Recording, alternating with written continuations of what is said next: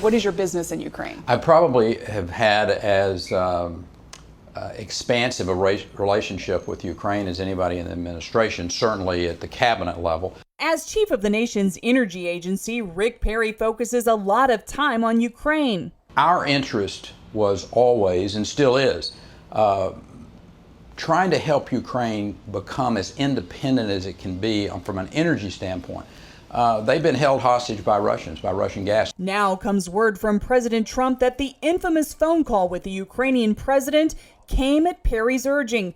In a statement to CBN News, Perry's spokeswoman says Secretary Perry absolutely supported and encouraged the president to speak to the new president of Ukraine to discuss matters related to their energy security and economic development. Perry tells CBN News he's personally discussed Ukrainian corruption with President Trump, Rudy Giuliani, and several ambassadors. It's not once, as God is my witness, not once was a Biden name, not the former vice president, not his son, ever mentioned.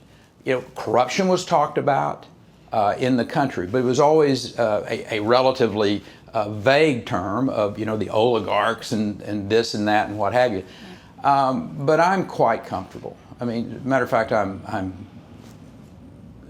extremely comfortable that not did the President of the United States or any of his administration or his team ever talk about and with the intent of there was some quid pro quo. Instead, he says the administration is intensely focused on getting Ukraine to clean up its own business culture. The message was clear. You clean up the corruption, and the United States will be, certainly willing to come in and help you. I can't go in good faith and tell a U.S. company, go and invest here, go and be involved if the corruption is still ongoing. Despite all the scrutiny, Secretary Perry traveled to Lithuania Sunday to meet with Ukrainian and other regional leaders to discuss energy security. I think this is obviously the continued attempt to take this president any way they can because they don't like the way the election turned out in 2016.